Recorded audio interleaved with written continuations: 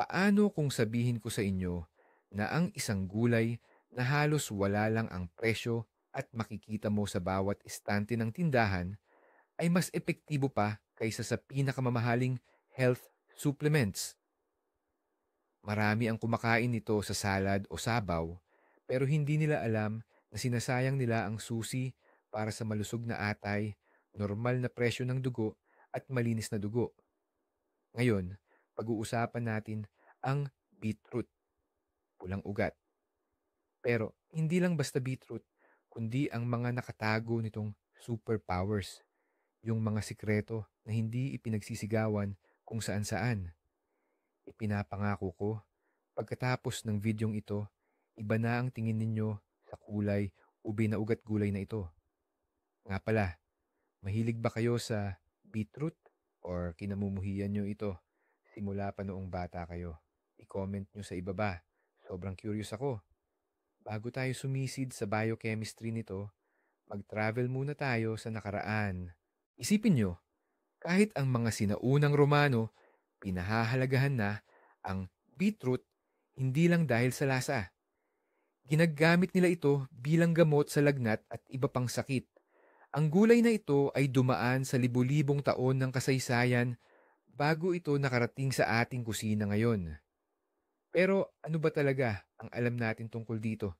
Bukod sa alam natin na ginagawa nitong kulay ube ang lahat, sa likod ng matinding kulay na iyon ay nagtatago ang isang tunay na biochemical laboratory na gawa ng kalikasan.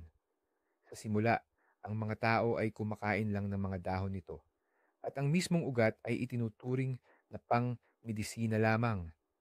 Lumipas ang maraming siglo bago natin natikman ang ugat gulay na napatunayang isang kayamanan ng sustansya.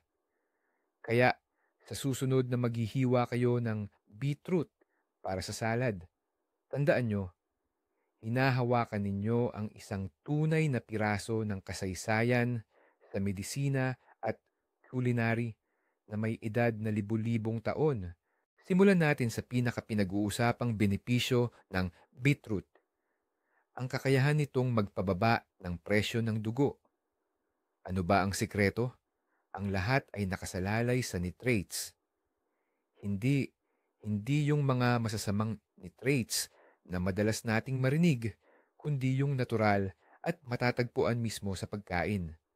Kapag pumasok sa ating katawan, nagiging nitric oxide ang mga nitrates na ito.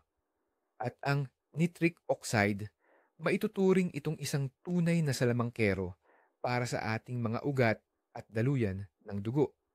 Tinutulungan nitong mag-relax at lumawak ang mga ito. Isipin nyo, ang isang hose ng hardin na dinadaluyan ng tubig. Kung pipisilin mo ng kaunti, lalakas ang tindi ng agos. Ngunit kung bibitawan mo, hihina ito. Ganoon din ang nangyayari sa dugo na dumadaloy sa ating mga ugat. Kapag pinalalawak ng nitric oxide ang mga daluyan ng dugo, bumababa ang blood pressure. Hindi lang ito basta teorya. Maraming pag-aaral ang nagpapatunay na ang regular na pag-inom ng beetroot juice ay makabuluhang makapagpapababa ng mga numero sa blood pressure monitor, lalo na sa mga taong may hypertension. Ito ay isang natural at ligtas na paraan upang tulungan ang iyong cardiovascular system. Pag-usapan natin ng mas detalyado itong nitric oxide. Bakit nga ba ito tinatawag na miracle molecule? Hindi ito nagkataon lang. Ang pagkadiskubre nito ay nagpanalo pa nga ng Nobel Prize para sa mga siyentipiko. Ang nitric oxide ay isang key signaling molecule sa loob ng ating katawan. Hindi lang ito nagre-regulate ng presyo ng dugo. Pinapaganda nito ang daloy ng dugo sa lahat ng organo, kabilang na ang utak at mga kalamnan. Ibig sabihin nito, bawat cell sa iyong katawan ay makakatanggap ng mas maraming oxygen at sustansya. Pinapabuti nito ang pangkalahatang endurance, cognitive function, o pag-iisip at may positibo pa itong epekto sa intimate health. Sa madaling salita, ang beetroot ang nagbibigay sa ating katawan ng hilaw na materyales para makagawa ng mahalagang compound na ito. Ito ay parang nagbigay ka sa mga construction worker ng di kalidad na ladrilyo para makagawa ng matibay na bahay. Kaya naman, ang epekto ng beetroot ay napakakomprehensibo at nakakaapekto sa iba't ibang sistema ng katawan na sa tingin natin ay magkahiwalay. Ang totoo, lahat sila ay konektado sa iisang network ng daluyan ng dugo. Pagdating sa pinabuting daloy ng dugo at oxygen, hindi talaga natin maihihiwalay ang usapin tungkol sa sport o pag-ehersisyo. Bakit maraming world-class na atleta ang umiinom ng beet juice o katas ng beet bago mag-training at kompetisyon? Ang sagot ay pareho pa rin. Nitric oxide. Kapag mas maraming oxygen ang nakukuha ng ating mga kalamnan, mas nagiging epektibo ang kanilang trabaho at mas matagal silang hindi napapagod. Nagbibigay ito ng mataas na endurance o tibay, mas mabilis na pagtakbo at kakayahang magbuhat ng mas mabibigat. Ipinapakita ng mga pag-aaral na ang pag-inom ng katas ng bet ay kayang mapabuti ang performance sa sport ng ilang porsyento. Sa mundo ng profesional na sport, kung saan mahalaga ang bawat hati ng segundo, malaking tulong ito. Pero hindi lang ito para sa mga profesional. Kung nagfi-fitness ka man, naggi-gym, o mahilig lang sa mahabang paglalakad, makatutulong ang beat upang maging mas masigla ka at mas makuha mo ang benepisyo at kasiyahan mula sa iyong pisikal na aktibidad. Ito ang iyong natural at legal na doping na regalo ng kalikasan. Ngayon, ilipat naman natin ang atensyon mula sa mga ugat papunta sa isa pang napakahalagang organo, ang atay. Dito, lalabas naman ang isa pang bida mula sa beetroot, ang sustansyang tinatawag na betaine. Siguro, hindi mo pa ito masyadong kilala, pero sobrang magpapasalamat sa iyo ang atay mo. Ang betaine ay isang amino acid na may mahalagang papel sa proseso ng detoxification. Ang atay natin ang pangunahing filter ng ating katawan. Ito ay walang tigil na nagtatrabaho, sinasala at inaalis ang mga lason na nakukuha natin sa pagkain, hangin at tubig. Tinutulungan ng betaine ang atay sa mahirap na gawaing ito. Sinusuportahan nito ang mga function nito at pinoprotektahan ang mga cells laban sa damage. Isipin mo na parang ang betaine ay isang cleaning crew na tumutulong para manatiling malinis at gumaganang mabuti ang iyong pangunahing filter. Ang regular na pagpasok ng sustansyang ito sa ating pagkain, halimbawa sa pamamagitan ng beetroot, ay isang mahusay na paraan upang maiwasan ng maraming problema sa atay. Paano nga ba talaga nakakatulong ang betaine sa ating atay? Isa sa pinakamahalagang tungkulin nito ay ang pakikilahok sa tinatawag nating proseso ng methylation. Mukhang komplikado pakinggan, pero sa totoo lang, simple lang ito. Ito ay isa sa mga fundamental na prosesong biochemical na kailangan para sa daan-daang reaksyon sa loob ng katawan, kasama na ang pag-neutralize ng mga toxins or lason. Kung walang sapat na methylation, hindi makakayanan ng ating atay na gawin ang trabaho niya. Mag-iipon lang ang mga lason na siyang magdudulot ng pinsala sa buong sistema.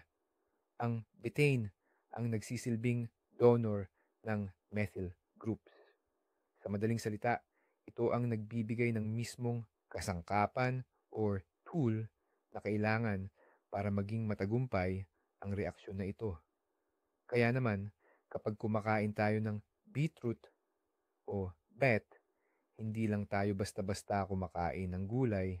Nagbibigay tayo sa ating katawan ng isang strategic at mahalagang resource para mapanatili ang kalinisan at kalusugan hanggang sa cellular level.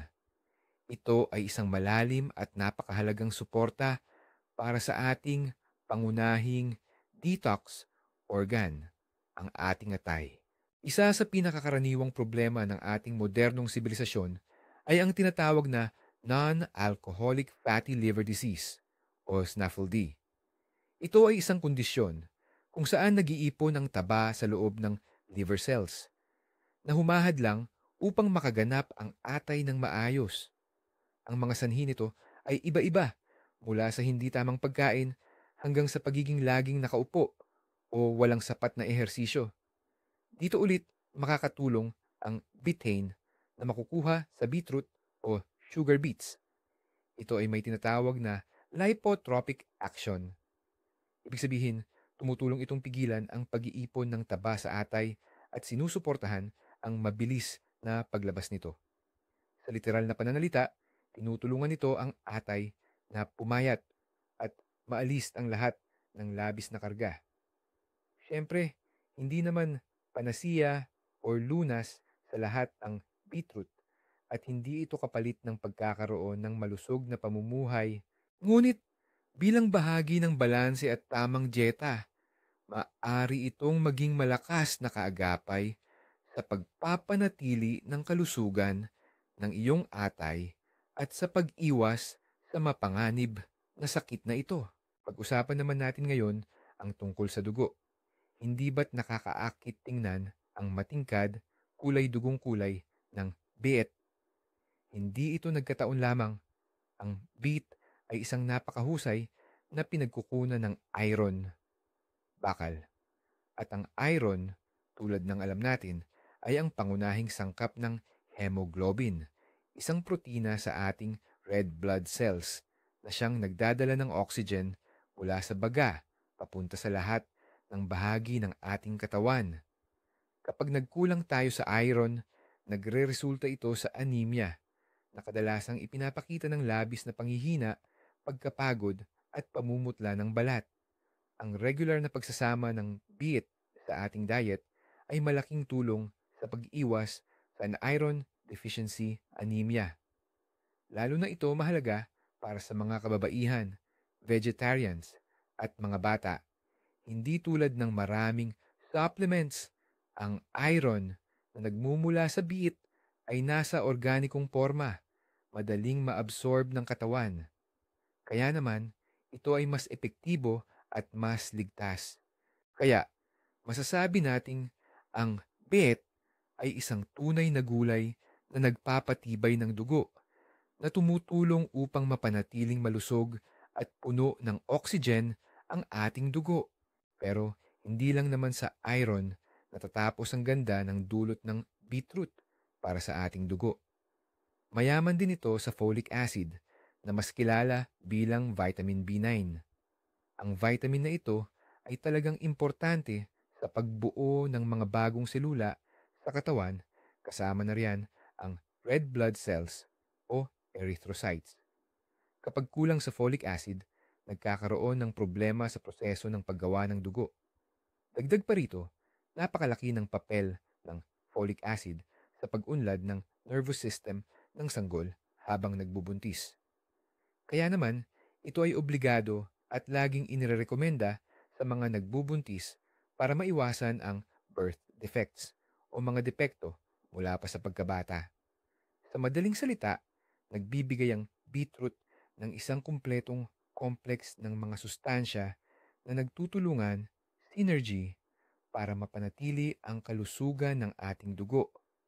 Nagbibigay ito ng materialis sa paggawa sa anyo ng iron at nagbibigay din ito ng instrumento or kasangkapan para gamitin sa paggawa.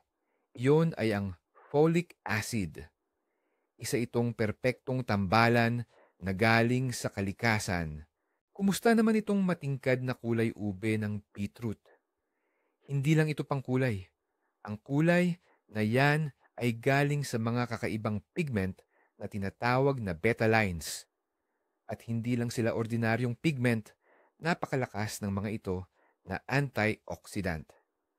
Ang mga antioxidant ay ang ating mga tagapagtanggol sa cellular level. Sila ang lumalaban sa mga free radicals, mga hindi matatag na molekula na sumisira sa ating mga cell at nagdudulot ng maagang pagtanda at ng maraming sakit na chronic. Ang mga betalains na nasa beetroot ay may matinding kakayahang anti-inflammatory panglaban sa pamamaga. Nakakatulong ito upang mapababa ang tindi ng pamamaga, systemic inflammation sa katawan na siyang ugat ng maraming problema sa kalusugan simula sa arthritis hanggang sa sakit sa puso, cardiovascular diseases. Kaya, tuwing kakain ka ng beetroot, hindi mo lang binibigyan ng bitamina ang katawan mo, kundi nagsasagawa ka rin ng totoong malawakang paglilinis at pinoprotektahan mo pa ang iyong mga cell mula sa pinsala.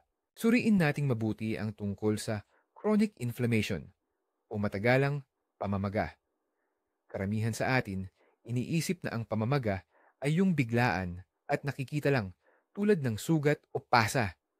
Pero mayroon ding iba, yung nakakubli, na unti-unting kumikilos sa loob ng ating katawan.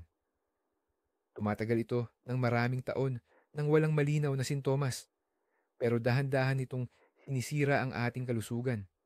Pinipinsala ang mga ugat, kasukasuan at panloob na organo. Ito ang pinakaugat ng karamihan sa tinatawag nating mga sakit ng modernong pamumuhay.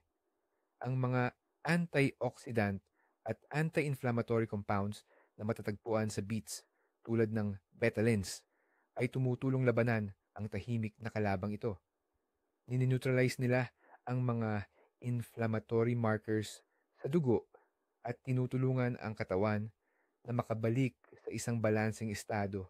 Kaya naman, ang pagsasama ng mga pagkaing mayaman sa ganitong sustansya ay isa sa pinakamahusay na estratehiya para sa pangmatagalang kalusugan at pag-iwas sa chronic diseases. Nabanggit na natin noon na ang beetroot ay nakakaganda ng sirkulasyon ng dugo sa buong katawan at kasama na rito ang ating utak. Ang utak ay isa sa mga organong may pinakamaraming supply ng dugo. Gumagamit ito ng halos 20% ng kabuuang oxygen na pumapasok sa ating katawan. Kaya naman, anumang pagbuti sa daloy ng dugo sa utak ay direktang nakakaapekto sa pagganap nito dahil sa kakayahan ng beetroot na mag-stimulate ng nitric oxide at magpalaki ng mga blood vessel. Nakakatulong ito upang mas maging masustansya ang mga brain cell. Maaari itong humantong sa pagbuti ng iyong focus, memorya at bilis ng reaksyon. Sa madaling salita, para bang binibigyan mo ang iyong utak ng mas maraming gasolina or fuel para gumana. Sa mundo kung saan normal na ang information overload, ang ganitong natural na suporta sa cognitive functions ay talagang napakahalaga. Ito ay parang nagbubukas ka ng bintana sa isang masikip na kwarto. Dahil dito, ang utak mo ay tila humihinga at mas nagiging malinaw ang pagtatrabaho. Napakahalaga talaga ng magandang daloy ng dugo papunta sa utak, lalo na para sa ating mga nakatatanda. Sa pagtanda, natural na humihina ang supply ng dugo sa utak. Ito ang isang malaking risk factor para sa cognitive impairment or paghina ng isip at maging sa demensya. May mga nakawiwiling pag-aaral na nagpakita na ang diet na mayaman sa nitrates, lalo na iyong makukuha sa katas ng beetroot juice, ay nakakapagpabuti ng daloy ng dugo sa mga pangunahing bahagi ng utak na responsable sa pag-iisip at memorya ng mga matatanda. Kaya naman, nagbibigay ito ng pag-asa na ang simpleng pagbabago sa ating kinakain ay maaaring maging epektibong paraan para mapanatili nating malinaw ang ating isip at maiwasan ang mga sakit sa utak na kaugnay ng pagtanda. Siyempre, hindi ito maituturing na magic pill, pero ito ay isang mahalaga at abot kayang bahagi ng malusog na pagtanda na tumutulong panatilihin ang ating cognitive health sa loob ng maraming taon. Hindi natin pwedeng pag-usapan ang beetroot nang hindi binabanggit kung gaano ito kaganda para sa ating panunaw. Ang gulay na ugat na ito ay talagang mayaman sa fiber. Sa isang tasang beetroot pa lang, makakakuha ka na ng mga 3 hanggang 4 na gramo ng dietary fiber. Ang fiber, alam naman natin, ay may napakahalagang papel sa kalusugan ng ating bituka. Ito ang nagsisilbing pagkain ng mga beneficial bacteria na bumubuo sa ating microbiome. Ang pagkakaroon ng malusog na microbiome ay susi hindi lang sa magandang panunaw, kundi pati na rin sa matibay na immune system at pakinggan nyo ito sa mas magandang mood. Dagdag pa rito, nakakatulong ang fiber sa pagbuo ng dumi at nagpapaganda ng regular na pagdumi na siyang panlaban natin sa constipation or pagtitibi. Kaya naman, ang beetroot ay parang isang malambot na walis para sa ating digestive tract na nagpapanatili ng kalinisan at kaayusan dito. Ngayon, may isang sikat na paniniwala tayong dapat linawin. Madalas nating marinig na ang beets o remolacha daw ay nakakapagpanipis o nakakapagpalabnaw ng dugo. Pero hindi ito ang eksaktong nangyayari at maaaring makalito ang terminong ito. Ang beets ay hindi nagpapabago sa chemical na composition ng dugo at hindi nito naaapektuhan ang coagulation or pamumuo ng dugo, lalo na kung ikukumpara sa mga medikal na gamot. Ibang-iba ang epekto ng beets. Imbes na palabnawin ang dugo, pinapaganda nito ang daloy ng dugo dahil pinapalawak nito ang ating mga ugat or vasodilasyon. Kapag mas malawak ang mga ugat, mas madaling dumaloy ang dugo, nababawasan ang trabaho ng puso at gumaganda ang pagsupply ng dugo sa iba't ibang parte ng katawan or organs. Kaya, hindi nito ginagawang mas likido ang dugo, kundi lumilikha ito ng mas komportabling daanan para sa sirkulasyon. Ito ang napakahalagang pagkakaiba.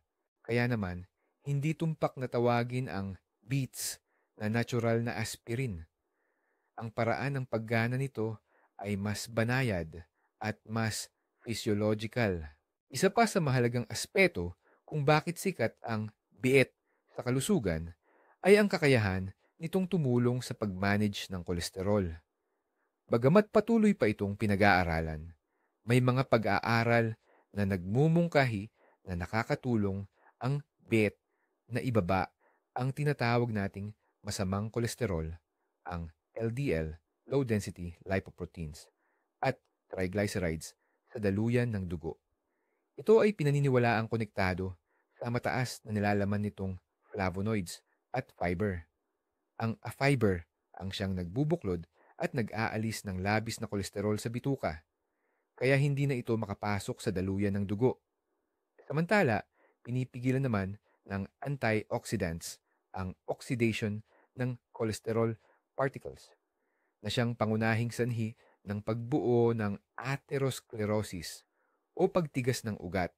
Sa ganitong paraan, malaki ang kontribusyon ng beet sa pagpapanatili ng kalusugan ng ating mga ugat. Tinutulungan silang manatiling malinis at elastic. Ang kagandahan ay nagmumula sa loob at ang beetroot ang direktang patunay niyan. Lahat ng benepisyo na pinag-usapan natin ay siguradong makikita sa ating hitsura. Ang pag-improve ng blood circulation ay nangangahulugan na ang mga selula ng balat ay nakakakuha ng mas maraming oxygen at sustansya. Ito ang nagbibigay sa balat ng malusog, glowing na itsura at pantay na kulay. Ang antioxidants na napakarami sa beetroot ay lumalaban sa free radicals, isa sa pangunahing dahilan ng maagang pagtanda at pagkakaroon ng kulubot. Pinoprotektahan din ng mga ito ang collagen at elastin para hindi masira, kaya nananatiling firm at mas bata ang balat mo. Mahalaga rin ang detoxification ng atay na tinutulungan ng beetroot para maging malinis ang balat.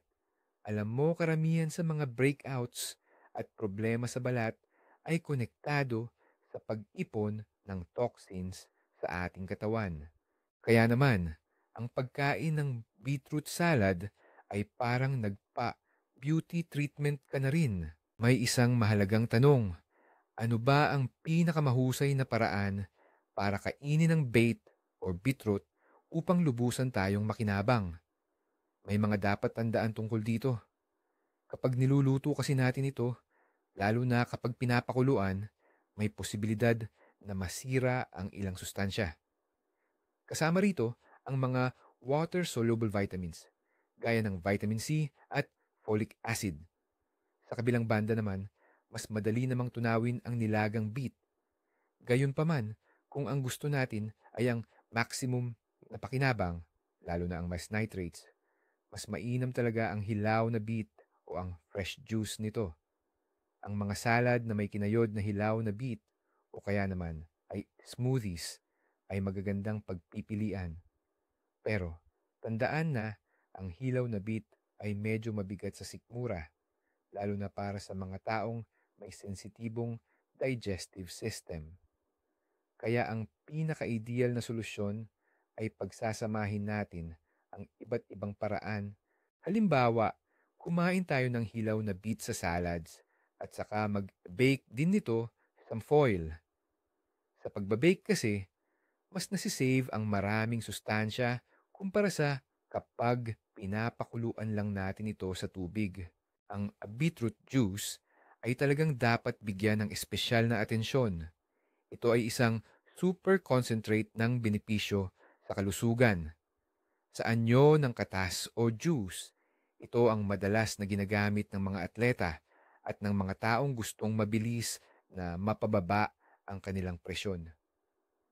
Sa pamamagitan ng juice, nakakakuha ka ng mataas na dose ng nitrates at iba pang aktibong sangkap kahit kaunti lang ang ininom mo. Gayunpaman, kailangan mong mag-ingat sa pag-inom ng beetroot juice dahil napakatapang o sobrang concentrated nito. Magsimula sa napakaliit na porsyon, mga 50 mililitro, 50 ml lang. Mas mainam kung hahaluan mo ito ng ibang juice tulad ng apple or carrot juice o di kaya'y tubig na lang. Makakatulong ito para maiwasan ang anumang discomfort sa sikmura. Huwag na huwag itong inumin ng walang laman ng tiyan. Ang perpektong oras ay mga 1 o 2 oras bago ka magkaroon ng pisikal na aktibidad. O kaya naman, inumin mo ito bilang dagdag sa isa sa iyong mga kainan. Tandaan, sa lahat ng bagay, mahalaga ang pagtitimpi o moderation. Sa kabila ng lahat ng benepisyo, mahalaga ring banggitin ang posibleng mga bagay na dapat tandaan at mga kontraindikasyon. Una, huwag kayong mag-alala kung pagkatapos kumain ng beetroot ay maging mapula ang kulay ng ihi o dumi ninyo. Ito ay hindi mapanganib at tinatawag na betorya. Ito ay dahil sa mga betalain, pigments na taglay ng gulay. Pangalawa, may taglay na oxalates ang beetroot. Para sa mga taong madaling magkaroon ng oxalate stones sa bato, dapat itong kainin ng may pag-iingat at sa katamtamang dami lamang. Dahil din sa natural na asukal nito, kailangan bantayan ng mga may diabetes ang kanilang porsyon, lalo na kapag umiinom ng beetroot juice. At syempre, kung meron kayong seryosong karamdaman, lalo na sa bato o sa gastrointestinal tract na nasa acute stage, mas makabubuting kumonsulta muna sa doktor bago ito gawing regular na bahagi ng inyong dieta. Paano nga ba natin madali at masarap na maisasama sa ating pang-araw-araw na buhay itong superfood na ito? Napakarami nating mapagpipilian. Ang pinakamadali ay ang klasiko ng salad tulad ng vinaigrette o di kaya'y salad na may bawang at walnuts. Subukan mong gadgarin ang hilaw na beets at carrots, dagdagan ng mansanas at lagyan ng olive oil. Bilang dressing, tiyak na isa itong vitamin bomb. Ang beets na inihurnong kasama ng iba't ibang herbs ay magaling na side dish sa karne o isda. Maaari mo rin itong ihalo sa smoothie kasama ang berries at gulay. Ito ang magtatago sa kakaiba nitong lasa, lalo na kung hindi mo ito masyadong gusto. Ang chipso na gawa sa manipis at pinatuyong beets ay isang masustansyang alternatibo ng potato chips. Kahit sa pagbe-bake, tulad ng chocolate muffins or cupcakes, pwede kang magdagdag ng beetroot puree para mas maging moist at syempre, masustansya. Mag-eksperimento ka lang at tiyak na matutuklasan mo ang paborito mong paraan upang malasap ang kahangahangang gulay na ito. Anong mapupulot natin dito? Ang beetroot o remolacha ay hindi lang pangsahog sa ulam. Ito ang personal mong cardiologist na natural na nagpapababa ng iyong blood pressure. Ito rin ang iyong detox specialist, tagapaglinis ng atay na lumalaban sa pag-ipon ng taba. At siya ring iyong hematologist na nag-aalaga sa kalidad ng dugo mo dahil mayaman ito sa iron at folic acid. Nalaman natin kung paanong pinapalawak ng nitrates ang ating mga ugat, kung paanong pinoprotektahan ng betaine ang pangunahing salaan ng ating katawan, at kung bakit umiinom ng beet juice ang mga atleta bago sumabak sa laro. Isipin mo, ang solusyon sa maraming problema na ginagastusan ng libo-libo para sa gamot at supplements ay maaari lang palang makuha sa murang halaga sa palengke. Nakakamangha talaga na ang kalikasan na mismo ang gumawa ng perpektong panlunas para sa ating kalusugan. Pero madalas, hindi natin ito napapansin. Maraming salamat sa panonood mo ng video na ito hanggang dulo. Kung may bago at kapakipakinabang kang natutunan tungkol sa remolacha, i-like mo na ito. Iyon na ang pinakamagandang pasasalamat mo sa amin. Mag-subscribe sa channel para hindi ka mahuli sa mga bagong product analysis namin. Ngayon, may tanong ako sa iyo. Ano ang paborito mong lutuin na may remolacha? Or baka naman, matapos mapanood ito, subukan mo ng uminom ng beet juice. I-share mo ang opinion mo sa comment section. Pag-usapan natin yan.